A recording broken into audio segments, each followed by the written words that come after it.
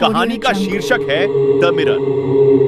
शहर के किनारे एक पुराने जीर्ण शीर्ण घर में एक दर्पण लटका हुआ था जिसे छूने की कोई हिम्मत नहीं करता था। दर्पण उम्र के साथ धूमिल हो गया और जटिल घूमते हुए पैटर्न से सजा हुआ जिस कमरे में वह था उससे कहीं अधिक को प्रतिबिंबित करने के लिए प्रसिद्ध था। किंवदंती थी कि दर्पण की गहराई में एक दुष्ट आत्मा फंसी हुई थी। जो कोई भी इसे बहुत देर तक देखने का साहस करता उसे अपने सबसे गहरे भय और इच्छाओं के दर्शन होते। कुछ लोगों ने दावा किया कि उन्होंने अपने स्वयं के प्रतिबिंब को विचित्र आकृतियों में मुड़ते और विकृत होते देखा है। एक तूफानी रात में जिज्ञासु किशोरों का एक समूह टॉर्च और स्टील की नसों से लैस होकर परित्यक्त घर में घुस गया। उनमें इलेक्स भी शामिल था जो एक संशयवादी व्यक्ति था और दर्पण से जुड़ी कहानियों का मजाक उड़ाता था। उसने अपने दोस्तों को दर्पण की कथित शक्तियों का परीक्षण करने की चुनौती दी, यह साबित करने के लिए उत्सुक था कि यह एक अंधविश्वास से ज्यादा कुछ नहीं था।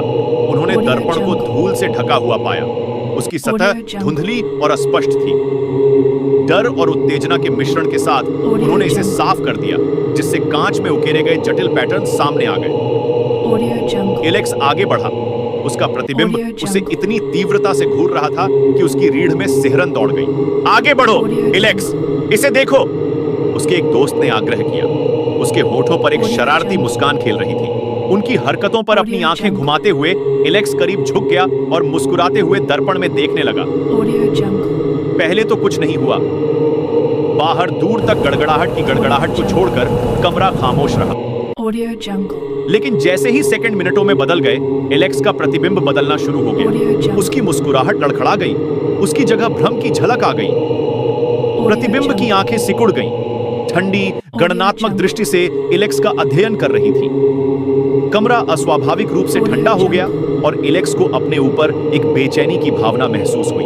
अचानक प्रतिबिंब अपने आप चलने लगा। दर्पण के काले जादू को प्रकट होता देख अन्य किशोर भय से हाँफने लगे और अपनी जगह पर जम गए। अचानक साहस के विस्फोट के साथ इलेक्स ने दर्पण से अपनी नजरें हटा ली और घबराकर पीछे की ओर लड़खड़ाता हुआ चला गया। प्रतिबिंब ने उसका मजाक उड़ाना जारी रखा। उसकी हंसी कमरे की सीमा में गूंज रही थी। वह इसकी उपस्थिति को अपने पीछे महसूस कर सकता था जो उसे बुरे सपनों के वास्तविक होने के वादे के साथ ताना दे रही थी। चले जाओ, उसके एक दोस्त ने चिल्लाकर इलेक्स को बेहोशी से बाहर निकाला। उन्होंने उसकी बाहें पकड़ लीं और उसे शीशे से दूर खींच लिया। घर से भागते समय उनके कदमों की आवाज चरमराती सीढ़ियों से नीचे गूंज रही थी। बाहर तूफान तेज हो गया था। आसमान में बिजली चमकने के साथ बारिश की चादरें गिर रही थीं। उन्होंने तब तक दौड़ना बंद नहीं किया जब तक कि वे घर से सुरक्षित दूरी पर नहीं पहुंच गए। उनके दिल उनकी छाती में धड़क रहे थे। वह क्या था? इलेक्स हाँफने लगा। उसकी आवाज डर से कांप रही थी। मैंने तुमसे कहा था कि उस दर्पण के साथ खिलवाड़ मत करो, उसके दोस्त ने उत्तर दिया।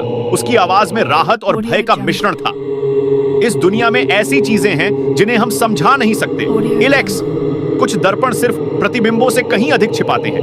वे फिर कभी पुराने घर में नहीं लौटे और दर्पण अछूता रह गया। उसके रहस्य धूल भरे कांच के पीछे छिपे रहे। दर्पण की किंवदंती कायम रही। लुभावने भाग्य के खतरों और छाया के भीतर छिपे अंधेरे के बारे में शहरवासियों के बीच एक सतर्क कहानी फुसफुसाई।